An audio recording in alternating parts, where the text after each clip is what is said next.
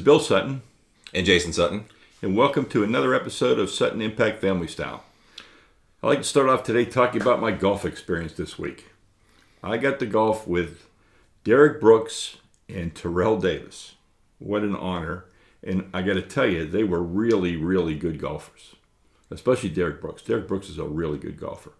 But I was sitting in, Terrell Davis and I were riding in the cart together, and I said to Terrell Davis, I said, I'm a Steeler fan. He looked at me and goes, we have a problem. And I said, I did hate you. And he goes, if you hated me, that's a good thing. And I looked at him, he goes, if you hated me, it means I did my job.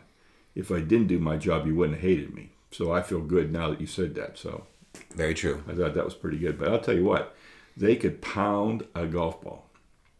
It was a real unique tournament. It was a benefit tournament that Majestic puts on for All Children's Hospital here in Tampa. And they had a hole where you shot like an air cannon. Put the ball in an air cannon and shot it. And I put mine 20 feet from the pin, like 330 yards. Wow. Yeah, and then they had another hole where if your foursome donated $400, they had a long drive champion, and the long drive champion was Bobby Bradley, who was the number one draft pick of the Pittsburgh Pirates. And he got hurt and never pitched. Oh, wow. But he teed the ball up, I guess it had to be 8 inches off the ground. It looked like you have to climb a ladder to get to the ball. And he warmed up and he hit our drive, since we were the first group going off on his hole. He hit our drive about 360 yards. It was incredible. We got an eagle on the hole because we got to play his drive, and he put it about 50 yards from the pin. It was incredible. And then the great thing is that they had all these auction items and everything, and Majestic was able to raise almost $300,000 for All Children's Hospital and Special Olympics. So they get all these athletes come down and they put on a good show. It was a lot of fun this week. That's fantastic. It was a lot of fun. So let's talk about our favorite topic. Because $300,000 will not buy you a lot of pairs of big baller shoes. No, it won't. $499. $499 a pair. I'm a little shell-shocked. And then I've decided, though, since I'm a marketer, I have decided that LeVar Ball operates under the P.T. Barnum philosophy of any publicity is good publicity. Clearly. And he's gotten a lot of publicity. Now, I will say that I was impressed with the way the shoe looked, even though it was a Kobe knockoff, right? It's a Kobe knockoff, and that bottom, they showed it compared to a pair of Adidas, and just the way the bottom is shaped and like textured was identical to a pair of Adidas shoes. So that could be a problem at some point. It could be, I'm starting to mellow on him a little bit because he's trying to be a marketer, and he's creating a lot of attention, and he's made a lot of noise out there, and he's been heard. But $495, and I know, I'm not African American. I can't really talk to it, but I know that there's a feeling in the African American communities. I've talked to some people that they would love to support this guy because it's black enterprise, right? And we're keeping money in the African American community. So to me, Jace, remember FUBU? Oh yeah, For Us By Us. And I'm thinking, what an opportunity if he would have wanted to pursue that. Even if he would have charged $295 or $250, it'd still be a premium price shoe. What's the most expensive pair of Kobe's? Kobe's are like in the 120s. The most expensive shoe is LeBron's, and those were at $200 last year. Now they're down about $175 a pair. So you could have if you wanted to say you had the most expensive shoe, you could have went $210, probably, right? Right. And you would have had the most expensive shoe. And you would have still got everybody's attention because you would have had the most expensive shoe. It didn't matter how much more expensive. It was the more expensive shoe. And I think you could have gotten a lot more support and a lot more people to embrace it if it wasn't. Some people are put off by it because they think that this is another shoe that if it does catch on, people will be shooting each other and robbing each other to try and get a pair of shoes. Now, what do you think would have happened if he would have gone the Stephon Marbury route and tried to release a shoe for everybody, like a $40 quality basketball shoe? I thought about that. I think it doesn't fit with who he is. It doesn't fit, obviously, big baller brand or who he is, but... No. But I didn't like his comment about if you can't afford it, you're not a big baller. I did not like that. That didn't sit well with me. Right. And I thought I just think you don't need to, you've made your point. You've got the publicity. Don't antagonize the market. Let the market come to you now. And so, I have not seen the video yet of of Lonzo promoting the shoe. No. I've not seen it yet, but I know it's out there, so I'm going to watch that. But, LeVar, please, you still got two problems with the shoe. One, you got to find somebody to make it, and how many shoes are they going to make? It's almost what Phil Knight had to do when he started Nike. Right. He started off with Blue Ribbon Sports, and he found a company in Far East. They made the shoe, and you still have to have a distribution network. In 2017, Dick's dominates the distribution network. But how many pair of $495 shoes do you think Dick's is going to buy? Right. It's not going to be a mass thing. And you're selling a shoe for an unknown talent. And so how many should you buy and how many should you stock? It's real risky. Right. And his brand is based on, his big ballers, all three of his sons. Two of whom have never even played a game of college basketball. Mm. And although it sounds like everybody loves Lonzo, and I saw the highlights all year, but my memory of him is just getting smoked by De'Aaron Fox. Yep. And I didn't blame it on his teammates. I blamed it on the entire team, but he got smoked. We'll have to see. The draft's about 6 weeks away, and we'll see what happens. All right. In a bonus sports marketing minute, Ice Cube's Big Three Basketball League. Yes. I'm looking at the names of some of the captains. You got Iverson, Dr. J, Brian Scalabrine, Kenyon Martin, Mike Bibby, Chauncey Billups. So it's sort of a mixed group as far as, what you're looking for. Okay. Some coaches like Gary Payton, Charles Oakley, who's a player coach, which is kind of exciting. Yeah. And apparently he had to break up a fight in practice this week. Did he start it? Well, somebody probably yelled out James Dolan. But then I'm looking at, some of the teams. DeMar Johnson, Ruben Patterson, Michael Sweetney, Eddie Basden, Ivan Johnson, Brian Cook. And I know I'm reading some of them more, not some of the biggest names on here, but Moochie Norris. And again, these are guys that all played in the NBA, and we know who they are. Bonzi Wells, Josh Childress. But I guess my question is, it seems cool. But with everything else out there, why am I going to watch this? I don't know. Are there celebs playing on the team? Well, there's, just Allen Iverson, Dr. J, Gary Payton, Charles Oakley. Like Hollywood celebs. Well, Ice Cube. Yeah, anybody else? There's one or two others. They're actual basketball players, celebrities, so they're not going to be... Yeah. You're not going to have, and not that I would want to watch Justin Bieber play basketball, but people would. But people would. How about Snoop Dogg? Is Snoop Dogg playing? I don't believe Snoop Dogg is playing. How about Master P? Master P could play because he can ball. He played. Yeah, that's what I'm wondering. Are these guys playing? Because if you have rappers and other entertainment figures playing, now it's kind of interesting. Well, there are a few player X's listed on these coaches and celebrities. So player X, player X, player X. So there's still a few unnamed guys. So if those guys are playing, I am interested just to kind of see how they stack up and see what goes on. But if it's just a bunch of guys that aren't playing the NBA anymore, I'll go to the Y. Right. Really. Because I'm looking at a name, Rashard McCants was the number 1 draft pick. And he was, a good college player who sort of washed out in the NBA. I think it's fair to say. I don't think you're calling him. He didn't live up to his hype. Certainly did not live up to his hype. Okay. And Rick Mahorn, George Gervin, Dr. J, Clyde Drexler, Rick Barry, George Peyton, Gervin's Oakley. playing? He is a coach. Oh, okay. There's a few player coaches. George Gervin play. Right. Iverson is a player coach. Surprisingly, Charles Oakley is a player coach, which I didn't expect. I thought Oakley might have been past the Oakley days. But they sort of... I think there's been a number of promos, but the one promo, it immediately sent me to think about XFL, where they said this was going to be sort of a throwback, tougher, hardcore basketball. And granted, that was from, certain guys, and other guys aren't saying that, but, and not that I didn't love 90s basketball with the Knicks and the Heat and a little banging around, but it's not the new basketball. It's not what we're watching right now. No. This is 40 and over basketball, it sounds like. Right. It's 40 and over basketball with, and again, one of your player coaches is Brian Scalabrine. Now, I'm not sure who his celebrity is. Well, he's got a player X celebrity, but I know it's moving city to city. It's after the NBA season. If it has some celebrities, I think it gets an audience. If it doesn't, if it's just washed out, washed out's not a fair word. If it's ex-players and retired players, I don't see it.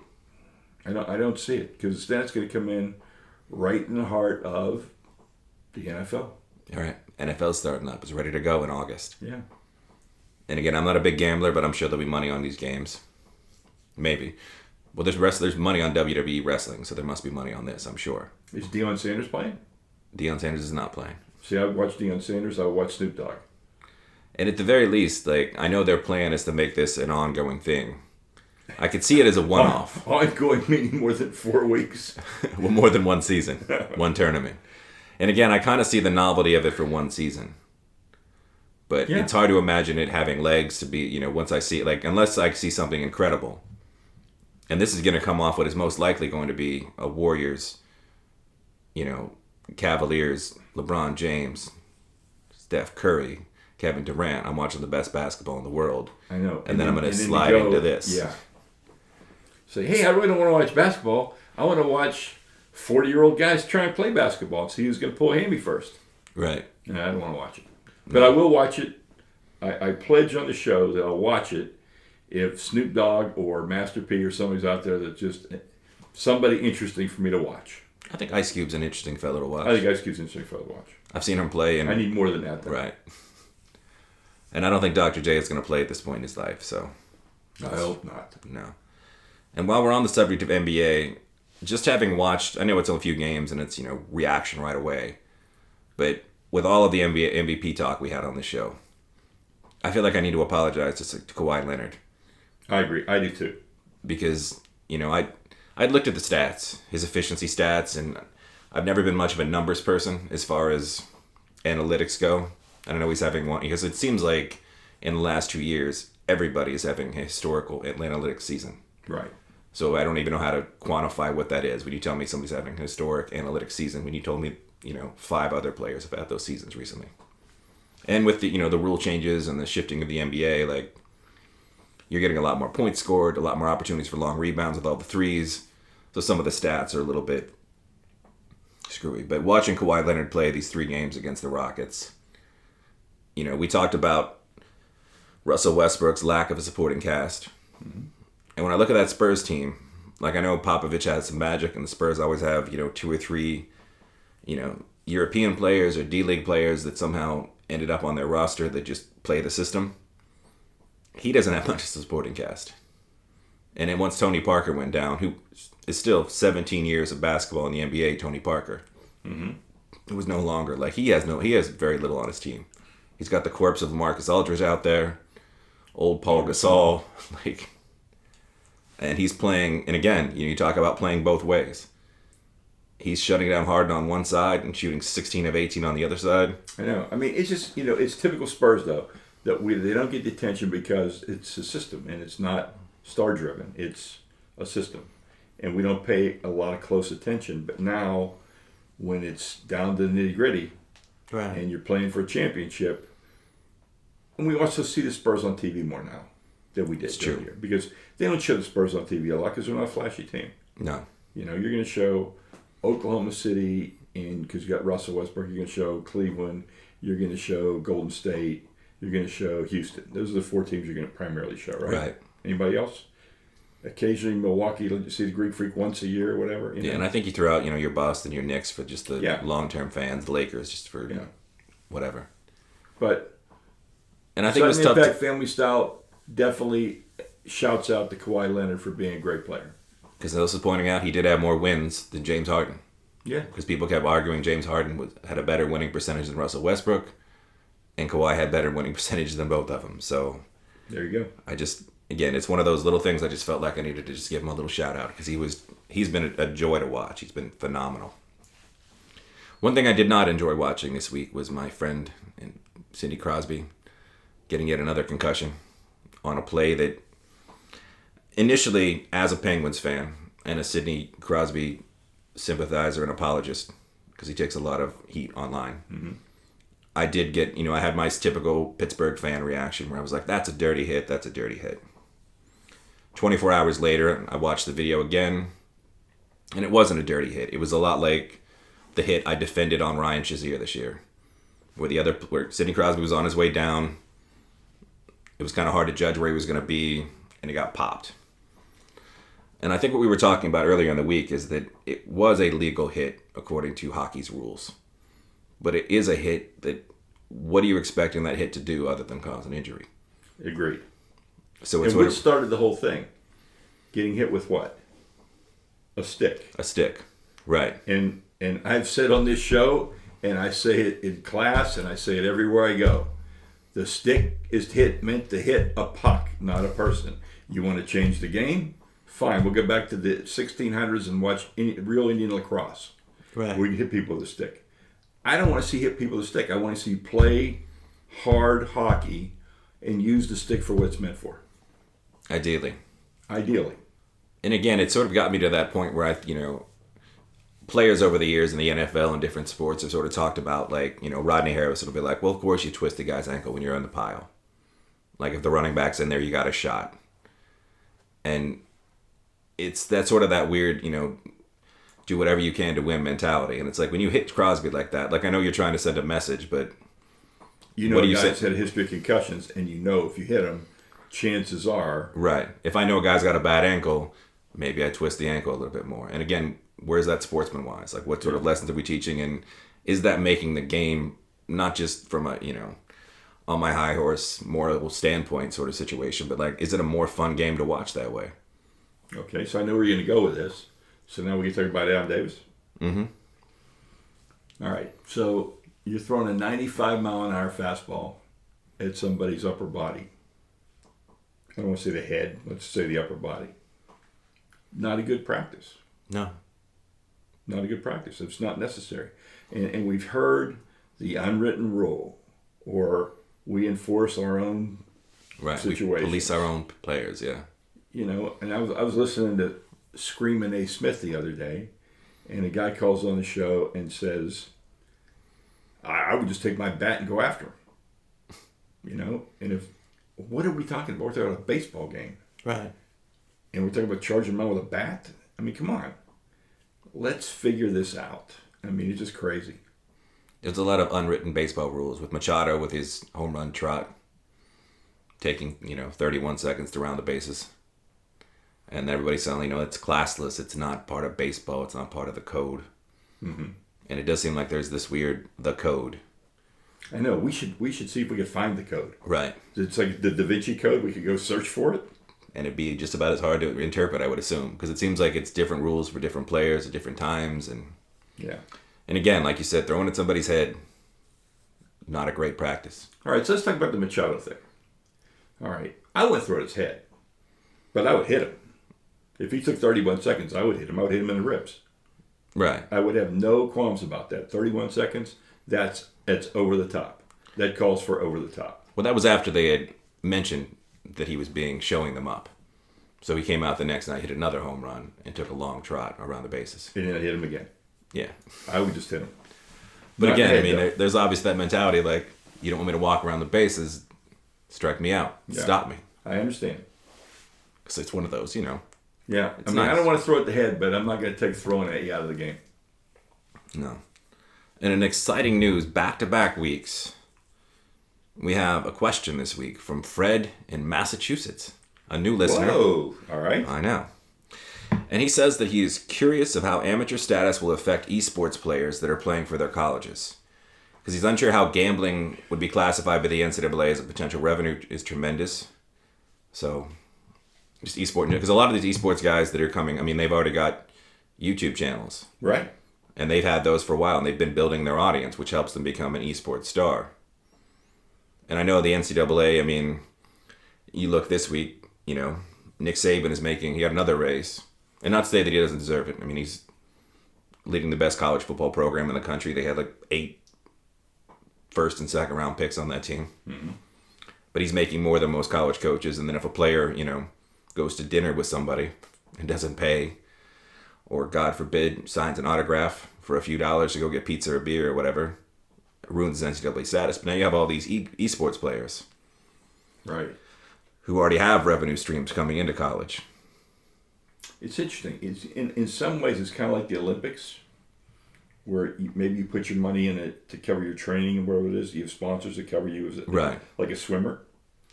Because we've had swimmers swim in the Olympics, win a gold medal, and then go to college on scholarship. So is it similar to that? It's hard to say. It's hard to say. This is uncharted waters here with the whole e-game, esports thing. Your other question, though, I've always been a proponent of paying players. Always. I just think that they should share in the revenue that they help produce. Well, it seems like there's got to be some other solutions other than what's happening right now. Like, whether, I've often thought it would be cool, and I'm not sure this is even a possibility, but if you could be drafted, and because I think they used to do that in some sports, where you could be drafted and stay in college, and they could, pick up some of your expenses, or, they've taken a chance on you early, or, even if some of the money that you're supposed to get as an athlete, revenue sharing as a college athlete, even if you don't get that money as a college athlete, even if it goes into a trust, you get upon graduation. Something. And for all the people that just hate on anyone, it's like, how could they already get a free scholarship? They shouldn't get anything else. Well, here, I'm going to tease something out for next week's show. Okay. On next week's show, I'm going to unveil my plan to pay college athletes. That is exciting. And how I would have it work. Because, see, if you think about it, if you have a chance to pay college athletes, you also have a chance to clean up the whole system. Right? Presumably, yeah. Because I don't want to pay you $25,000 and say, okay, we have a thing here, and you still get boosters and everything else in. So I'm going to give my idea next week on the show. You and I will talk about it, and I'll tease it with you when we're off the air, so you can think about it. And we'll talk about it next week on the show. That is exciting. I'm very excited for that. Hey, you know what I watched this week? I watched Hey Rookie on ESPN, and it profiled like 5 or 6 players that were picked in the NFL draft. So they kind of profiled them before, were with them up until the time they got drafted, and then covered them being picked. And I was really impressed. As I've been really down on ESPN lately, especially that travesty SportsCenter AM, which I absolutely hate. And I will say that with my dying breath. I hate that show. But I watched Hey Rookie, and I was really, really impressed. It was really cool. And they did... who was the quarterback the Bears picked? Trubisky? Mitchell. They did Trubisky. Or Mitch. They did the defensive back from LSU. Jamal Adams. They did Juju Schuster-Smith. Steelers. They did James Conner. Steelers. And they did the lineman, the D lineman from Stanford that went to the 49ers. Oh, I can't think of his name. Solomon. Yeah, Solomon Thomas. Yeah, Solomon Thomas. And I got to tell you, they were amazing stories. I was really, really excited to see them. And the reaction and their excitement. And they actually had the phone call, so when they did Juju Smith, you could see Tomlin's on the other side of the screen. And it was really cool to watch the reaction and hear the player hearing what he heard and everything. But ESPN, kudos to that show. Get rid of the other one, but kudos to this show. Yes. It was really good. I was impressed with it. Very nice. And the NBA playoffs are still chugging along. I know we talked a little bit of Spurs, but watching the Cavaliers just decimate everybody in their path, and the Warriors pretty much having no resistance whatsoever. I know the Jazz gave them the best they could the other night, but no, it's not enough there. There's not enough there, and I don't think Houston or San Antonio can beat Golden State, and realistically. LeBron is starting to be Jordan-esque for me. I think he's entered that conversation. Definitely. But, he's behaving that way now. And he's got more of an edge to him. And I think he wants to get his 6 now. I think Golden State Cleveland's going to be great. I just don't see any real impediment there or any real challenge to stop him. I don't see the Celtics being able to do it. John Wall's having a great series. But come on. The rest of that team against... the Cavaliers, forget it. No. We've said this from the very beginning of the year, and all the experts have said it. We're getting our trilogy. We are. Warriors, Cavs 3. And, at this point, I'm really hoping just everybody stays healthy. Not that I would mind an upset, but I want to see those teams go head-to-head, and I want them full strength, fully rested, ready to go. David Griffin is the GM of the Cavs, and he's done a great job. He's gone out and picked up some really interesting pieces. Right. And those pieces are playing the role now. The team's healthy. LeBron is... They have 8 players Feeling shooting it. over 40% from I 3. know. It's just amazing. And So, Kyle Korver is not one of the 8. He's shooting know. 38%. I saw Kyle Korver as a defensive stalwart the other day. I know. I couldn't believe it. Well, I mean, what they did makes sense. You put shooters all around LeBron. Mm-hmm. Let him operate one-on-one. Nobody can stop him one-on-one. Nope. The second anybody goes to help, he's one of the best passers we've ever seen. Yep. He's going to find the open man. And they're getting, wide open shots, wide open threes. And when they don't help, LeBron just does whatever he wants to do. And you're not going to stop him. Yeah. No, I think we're all just waiting for that to happen. And I guess in the interim, I mean, the Celtics and the Wizards is a good series to watch. That series. It doesn't It's matter fun. who wins. It's Right. fun to watch. And the Spurs Rockets is a good series to watch too. But they're not going anywhere. No. I've seen this book before, and it's going to be part 3. I agree. And again, honestly, looking at the NBA landscape, it's hard to imagine there's not going to be a part 4. Unless something bizarre happens. Yeah. And I realize technically Curry and Durant can both opt out. They could. They could. But that would mean they What would are they- not only opt out for more money, but opt out and go somewhere else as opposed to opt Yeah. out and just sign a bigger contract where they already And are. that's what's going to happen. Right. So let's talk about the Clippers. What is there to talk about? Do you bring them back or do you break them up? I'd blow that whole team up. I agree. That team's not going anywhere, and I have to laugh when I hear people say, "Well, they'll add Carmelo to that and they'll be a great team." Are you kidding me? That would then become absolutely the worst defensive team in history, Yeah. and they would be fighting over every ball on offense, not on defense. No. It sounds like, from everything you hear, they're going to bring Paul back for sure. Yeah. But again, a player like Chris Paul, like as great as he is, and I know not just statistically, but like I've watched him play, and while he annoys me as a player because some of the nut punches and some of the sort of cheaper things that he does, he's never made it to a finals or a conference finals. Nope. So, lots of players can get in the playoffs and then leave. Blake Griffin is just an injury waiting to happen. And now that he's back, again, as people have said, the NBA's changed. He can't really space the floor. Nope. He doesn't take the ball to the hole with that reckless abandon dunking over everybody in their path anymore. So I don't really know what do you want to sign him for $200 million? No, I don't think so. It just doesn't make sense to me. And you're stuck with DeAndre Jordan for better or for worse. Yeah. But yeah, I look at that team and But him on the right team, with the right surrounding cast, right, is probably pretty good. Well, I think part of what hurts Griffin and Paul is that they're both really good distributors. Blake Griffin's a really good passer. Mm-hmm. And it seems like that's why when either one of those guys is out, the team's fine. Because the other one picks up the pace. But I feel like as a unit, they just don't really complement each other very well. They don't. Because when you have Paul out there, he's your primary ball handler. He's passing the ball, which takes half of what Griffin does well and just gets rid of it. Well, it'll be interesting. Somebody's going to, if they let Blake Griffin go. But again, if you're the Clippers, what do? The Lakers have a top, most likely a high pick in the draft. Mm-hmm. Some young players. They got Luke Walton as coach. They're the Lakers. They've already got you a little bit. Yeah. So you could argue, not totally based on this season, but if the draft flow is right for them, they could definitely be a team on the up. And they're already the team in LA. If you're the Clippers, if you do blow it up, you don't really have any young pieces on that team. No. I don't think Doc Rivers, Austin Rivers is going to be your future. No, so if you let those guys go, can you be the 76ers? Can you have 5 losing seasons in the hope that you hit the lottery a couple of times? Will the people of LA, who are already pretty fickle, I believe, anyway, towards the Clippers, if all of a sudden there's not a name in that building to go see, what happens to the Clippers? Good point. How do you sell that team for a 5-year rebuild?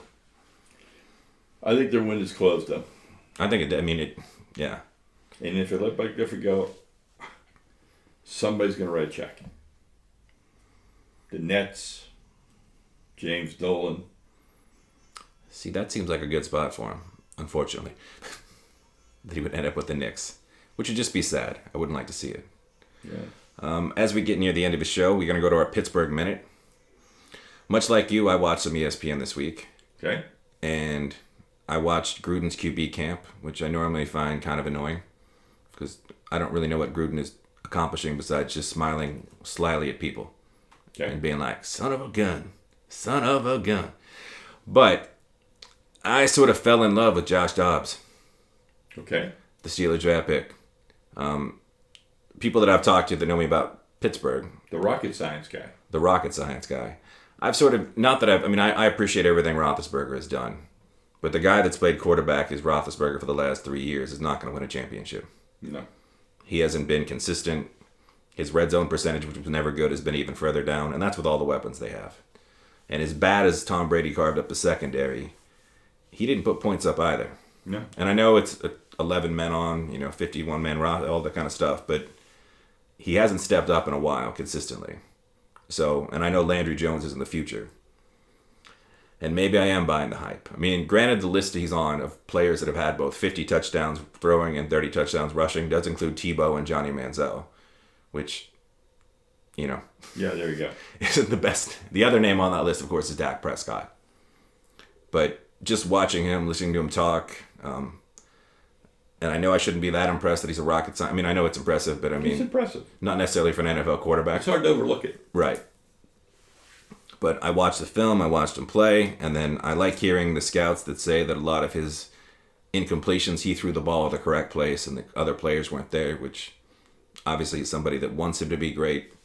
It's easy to be like, yeah, that must be what happened. Yeah. And at the same time, I realized he was a fourth-round quarterback obviously Dak Prescott was last year, and you just never know. You never know. But if Landry Jones is the answer, I don't want to hear the question. No. That's where I am on that. No. And he's always reminded me of, I don't think Bill Belichick would have kept Landry Jones. I don't either. Because I feel like with Belichick, you either keep somebody you think can be your future starter, well, like a Garoppolo, or you're constantly, he drafted Ryan Mallett, who I'm sure if he had kept him around, he probably could have turned him into a serviceable backup. But you either want a guy that could definitely be your future, or a guy you groom to the point where you get you after in the fifth round, you get something back in return for him. And I just have never seen that from Landry Jones. I'm not sure we get a 7th round pick in exchange for Landry Jones. No.